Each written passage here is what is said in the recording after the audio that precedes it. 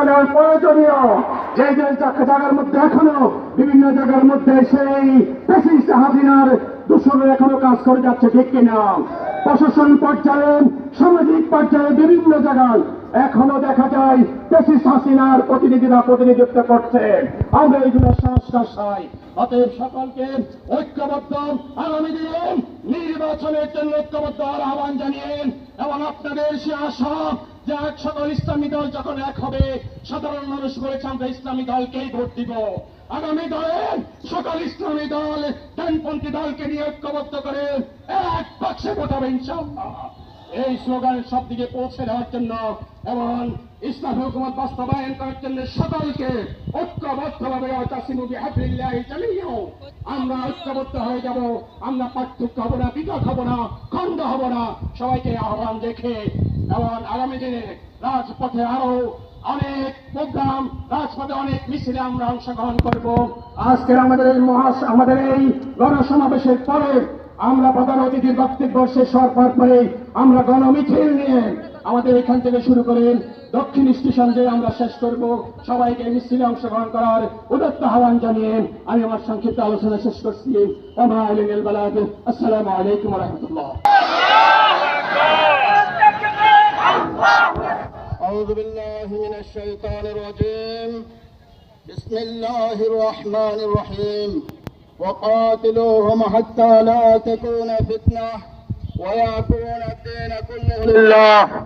ইসলামী আন্দোলন বাংলাদেশ লক্ষ্মীপুরে জেলা শাখার উদ্যোগে আয়োজিত আজকের গণসমাবেশের সংগ্রামী সভাপতি, উপস্থিত প্রধান অতিথি, বিশেষ অতিথি, সাংবাদিক বন্ধুগণ, রাজনৈতিক নেতৃবৃন্দ, লক্ষ্মীপুর জেলার সর্বস্তরের সংগ্রামী তাওহীদি জনতা, কথাবার্তা পরিষ্কার।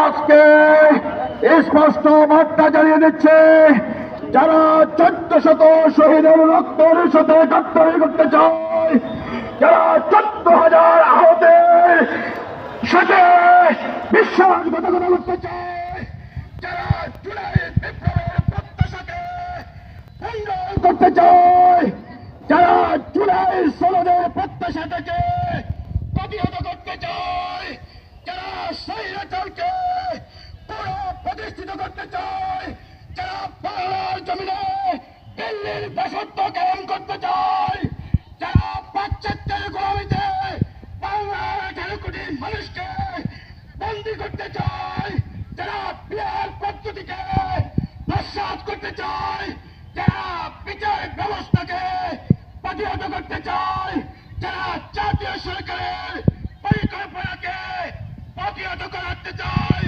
যারা কোরআন সুন্নাহর বিরুদ্ধে অবস্থান নিতে চায়, তাদেরকে প্রতিহত করার জন্য গোটা বাংলাদেশের তাওহীদি জনতা, পীর সাহেব দরবারের নেতৃত্বে, ওলামায়ে কেরামের নেতৃত্বে আন্দোলনে আগামী বিপ্লবে ঝাঁপিয়ে পড়ার জন্য প্রস্তুত থাকতে হবে। রাজি আছেন তো ইনশাআল্লাহ? আল্লাহ তাআলা সবাইকে তৌফিক দান করেন। ইসলামী আন্দোলন বাংলাদেশ লক্ষ্মীপুর জেলা কর্তৃক আয়োজিত আজকের এই বিশাল গণসমাবেশের সংগ্রামী সভাপতি, প্রধান অতিথি হিসাবে উপস্থিত রয়েছেন ইসলামী আন্দোলন বাংলাদেশের সংগ্রামী প্রেসিডিয়াম সদস্য, এদেশের ইসলামপন্থী রাজনৈতিক নেতৃবৃন্দ এবং ডানপন্থী নেতৃবৃন্দকে একত্রিত করার জন্য যিনি নিরলস প্রচেষ্টা করে যাচ্ছেন, ইসলামী আন্দোলন বাংলাদেশের প্রেসিডিয়াম সদস্য অধ্যাপক আশরাফ আলী আকন সহ আমার সামনে উপস্থিত